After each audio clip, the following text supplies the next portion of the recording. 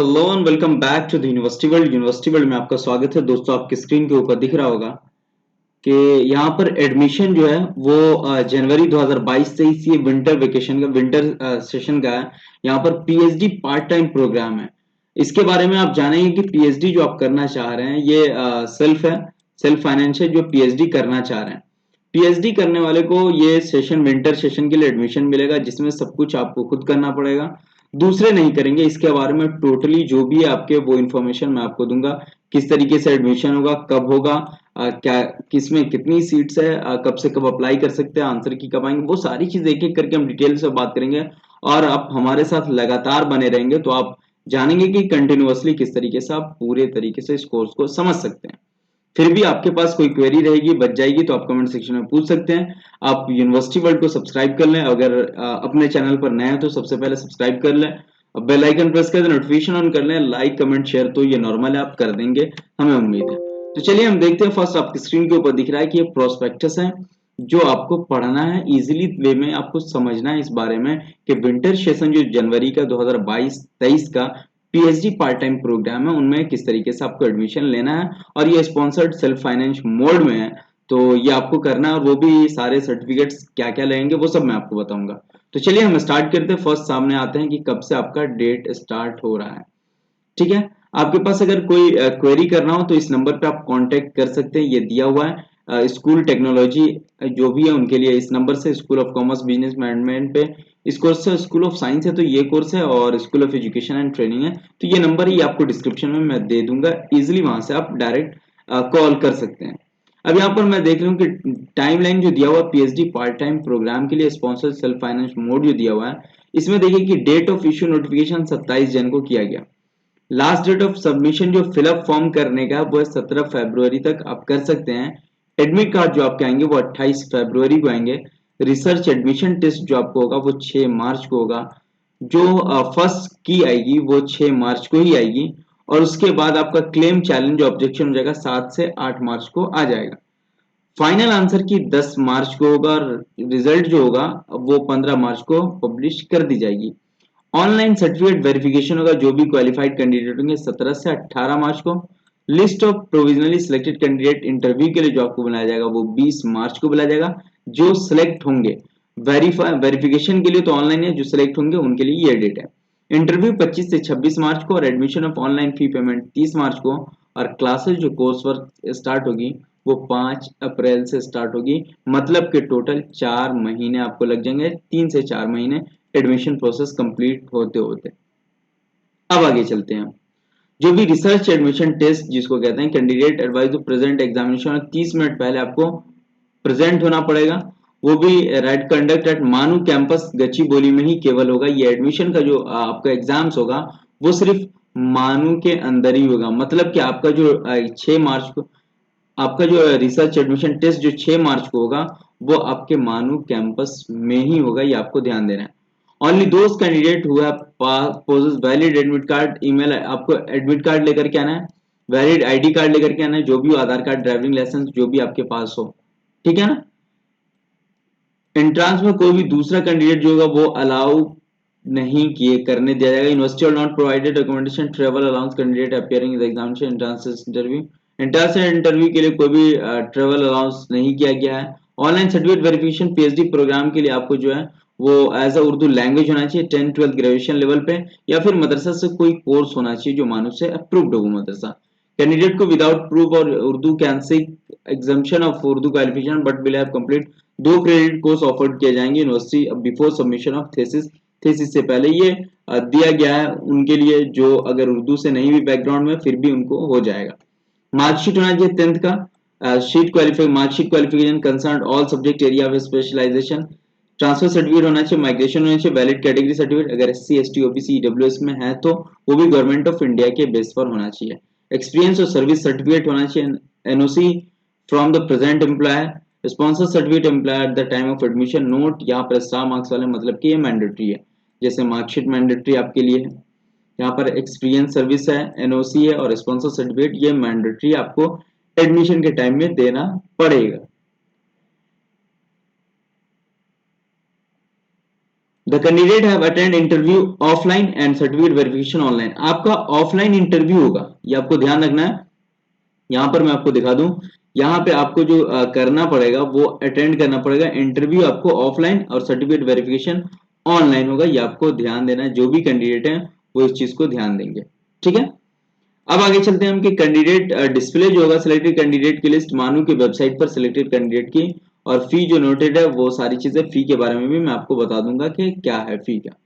अब यहाँ पर देखते हैं कि यहाँ पर रजिस्ट्रेशन एप्लीकेशन फी जो है वो ऑनलाइन जब करेंगे तो 1500 रुपए आपको लेंगे, रजिस्ट्रेशन फी लगेंगे। रजिस्ट्रेशन इस लिंक पर जाकर के आप कर सकते हैं जो डिस्क्रिप्शन में दिया हुआ है। अब यहाँ पर रजिस्टर्ड करेंगे तो रजिस्ट्रेशन फॉर्म इस तरीके से जैसे ओपन होगा तो ये आपको नाम लिखना है, middle name, last name, mother's name, email ID, mobile number, gender, date of birth, जो भी सिक्योरिटी क्वेश्चन होगा, सिक्योरिटी आंसर है, और आपको कैप्चा डाल करके रजिस्टर्ड कर लेना है इसी लिंक पर, ठीक है। उसके बाद आपको मिल जाएगा रजिस्ट्रेशन नंबर एंड पासवर्ड हो जाएगा जो लॉगिन आपको कर लेना है। फिर से लॉगिन करने के बाद थर्ड सिस्टम आता है, ये कैंडिडेट को अपना डिटेल्स भरना पड़ता है जो पर्सनल डिटेल्स कहलाता है। जैसे आपको first name, middle name, last name सब कुछ रहेगा ही, लेकिन यहाँ पर mother's name, nationality, category, religion, blood group, ये सारी चीजें, आधार नंबर, ये सब आपको फिलअप करके सेव कर देना पड़ेगा। फिर नेक्स्ट पर जब आएंगे तो एड्रेस डिटेल्स होगा, house number, village, country, state, city, pin code, state of domicile as a permanent करके आपको और फिर सेव कर देना है, ठीक है। अब नेक्स्ट ऑप्शन जब आपका ओपन होगा तो अपलोडिंग फोटो एंड सिग्नेचर, आपको फोटो अपलोड करना है और सिग्नेचर अपलोड करना है, ठीक है।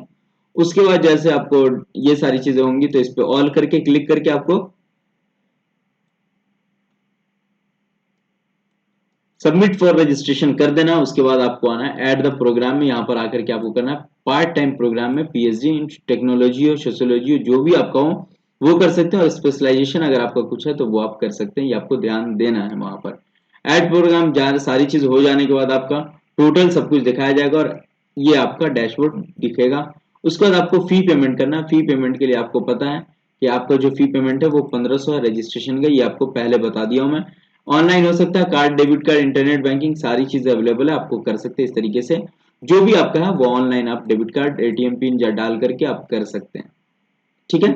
या फिर स्कैनिंग आएगा तो स्कैन करके भी आप कर सकते हैं, लेकिन ज्यादातर आपको कार्ड नंबर यूज करके सीवीसी नंबर दे करके आप कर सकते हैं और पेमेंट हो जाएगा आपका, जो आप पेमेंट करेंगे कर देंगे। अब आगे आता है कि आपको सक्सेसफुल पेमेंट होने के बाद आपको कुछ ये डॉक्यूमेंट्स दिखाई देगा। जैसे आपका एडमिशन हो जाएगा तो एडमिशन होगा, यहाँ पे डॉक्यूमेंट्स अपलोड का सिस्टम तो वो बाद में करेंगे, जब आपका एडमिशन हो जाएगा तो डॉक्यूमेंट्स अपलोड ऑनलाइन आप कर सकते हैं, वो भी बता दिया। आफ्टर सक्सेसफुल और शेल कंप्लीटेड, जब आपको करना होगा तो वो मैं आपको बता दूंगा कि किस तरीके से कर सकते हैं, या फिर लास्ट टाइम जो भी एडमिशन का प्रोसेस होगा आपको एडमिशन का, वो आप देख सकते हैं कैसे अपलोड करते हैं, वहां पे भी आप चेक कर सकते हैं, ठीक है। अब आगे चलते हैं, आगे देखते हैं कि और क्या बात कही गई है। विजन और मिशन तो बाद में देखते हैं हम यूनिवर्सिटी का, लेकिन पहले हम देखते हैं कि प्रोग्राम में क्या सब बात कही गई है आपको लेकर के। स्कूल ऑफ टोटल कितने, वो सारी चीज छोड़ देंगे। अब यहाँ पर देखते हैं पीएचडी पार्ट टाइम प्रोग्राम के लिए जो मैनेजमेंट में है, जैसे general management specialization, general management में 6 सीटें हैं, मार्केटिंग में 4 सीटें हैं, फाइनेंशियल में 4 सीटें हैं, ह्यूमन रिसोर्स डेवलपमेंट में 4 सीटें, और प्रोडक्ट ऑपरेशन जो ऑपरेशन सप्लाई चेन मैनेजमेंट है 2 है, टोटल 20 सीटें हैं। इसमें ईडब्ल्यूएस को 2, एसटी को 1, एससी को 3, ओबीसी 5, और जो जनरल है अनरिजर्व है वो 9 सीटें हैं टोटल। अब स्कूल ऑफ साइंस की बात कर लेते हैं, स्कूल ऑफ साइंस में क्या क्या है। स्कूल ऑफ साइंस में डिपार्टमेंट ऑफ मैथमेटिक्स में है, सेलेस्टियल मैकेनिक्स है, एप्लीकेशन है, analysis algebra, fractional geometry submission, तो इसमें 1 3 2 1 2 ये इस तरीके से मैथमेटिक्स की सीट हुई। फिजिक्स सेक्शन में अर्थ साइंस है, एटमॉस्फेरिक फिजिक्स है, कॉस्मोलॉजी, एस्ट्रोनॉमी है, तो इन सभी के 2 सीट हैं। ऑर्गेनिक केमिस्ट्री एंड बायोऑर्गेनिक केमिस्ट्री के 3 सीटें हैं, और बायो कैटलाइज सिंथेसिस जो है 1 सीटें हैं। जूलॉजी सेक्शन में इम्यूनोलॉजी जो है उनकी 2 सीटें हैं, और कैंसर बायोलॉजी की 1 सीटें हैं। ये पीएचडी के लिए आपको ध्यान रखना है, सेक्शन वाइज है। बॉटनी में एलोपैथी है, प्लांट नेचुरल प्रोडक्ट है 2 है, स्ट्रेस उसके बाद फाइजियोलॉजी है 1 है, पैथोलॉजी है 4 है, टोटल सीटें 34 है। ये स्कूल ऑफ साइंस में, जिनमें physics, chemistry, mathematics and zoology, botany है। अंडर रिजर्व के 13 है, ओबीसी 9 है, एससी 6 है, एसटी 3 है, और ईडब्ल्यूएस के 3 है। स्कूल ऑफ टेक्नोलॉजी की बात करें तो यहाँ पर जब आप देखेंगे तो टोटल जो सीट है वो यहाँ पर 3 ही है, जिसमें एजुकेशनल टेक्नोलॉजी की 1, जो कैंपुटेशनली सस्टेनेबिलिटी की जो डेटा साइंस की है उनकी एक है, वायरलेस सेंसर नेटवर्क की एक है। यहाँ पर 3 सीटें और एक ईडब्ल्यूएस को है, एक ओबीसी और एक अनरिजर्व्ड की है। अब हम बात करते हैं एजुकेशन एंड ट्रेनिंग की। बात हम जहां पर करेंगे वहां पर सीटें कुछ ज्यादा ही देखने को मिलेगी। टीचर एजुकेशन की 8 सीटें हैं, आपको माइनॉरिटी एजुकेशन की 2 सीटें हैं, एजुकेशन साइकोलॉजी की 6 सीटें हैं, आईसीटी एजुकेशनल टेक्नोलॉजी की 6 सीटें हैं, एजुकेशनल मैनेजमेंट की 1 सीटें हैं, एजुकेशनल असेसमेंट की 1 सीटें हैं, गाइडिंग काउंसलिंग की 1 सीटें हैं, 3 इंक्लूसिव की है, लैंग्वेज की 3 है, साइंस की 4 है और यहाँ पर देखेंगे लास्ट सोशल साइंस की 2 सीटें, टोटल 37 सीटें, 4 ईडब्ल्यूएस, उसके बाद एसटी 3, एससी 5, ओबीसी 10 और यूआर 15। सीट एच के शेरवानी डेक्कन स्टडीज में आप देखेंगे तो nature state of Deccan, socio culture studies, इन सब की एक एक है। Studies in science and technology की 2 है, टोटल 5 सीटें हैं, एससी की 1 है और ओबीसी की 2 है और 2 अनरिजर्व की है। ये टोटल आपकी सीट्स हुई और आपके एडमिशन के किस किस सेक्टर में किस तरीके से पोर्शन पे आप कर सकते हैं वो सब मैंने आपको बता दिया। अब यहाँ पर हम देखते हैं रिसर्च एडमिशन में आपको जो आपका एडमिट कार्ड आएगा वो भी हॉल टिकट आएंगे, वो सब आप करके लाना है।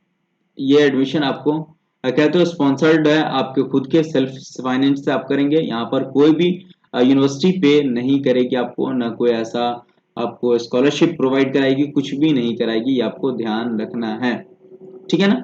अगर पीएचडी करना है एजुकेशन है तो 55 मार्क्स होना चाहिए, MEd equivalent 55% both BEd and MA in education में। अगर आप करना चाहते हो तो एमएड हो या फिर एमएड के इक्विवेलेंट हो। पीएचडी में करने के लिए एटलीस्ट 55% मार्क्स चाहिए। जो एलिजिबिलिटी है वो आप देख सकते हैं कि एलिजिबिलिटी आपको पता ही होगा कि किस तरीके से है, लेकिन इनमें कुछ वेटेज भी दिया गया, वो भी मैं आपको बता दूं कि किसके कितने वेटेज होंगे। ठीक, यहाँ पर आप देख ले रहे हैं कि यूजीसी, यहाँ पर आप देख सकते हैं यहाँ पर वेटेज दिया गया, candidate who have qualified either following, इनमें वेटेज दिया हुआ है जो आपको देखना है। यूजीसी सीएसआई जेआरएफ है तो 70 मार्क्स आपको मिलेंगे। उसके बाद candidate sponsor under the MOU between MANUU and institute industry 70 marks होगा। साइंस एंड जो भी लेबोरेटरीज के उनके 70 मार्क्स होंगे। यूजीसी नेट है, एसईटी है, स्लेट है, गेट है तो 60% मार्क्स होंगे। Rajiv Gandhi fellowship awarded teacher, तो टीचर फेलोशिप है तो 60 मार्क्स होंगे, या फिर एमफिल है तो 50% मार्क्स होंगे।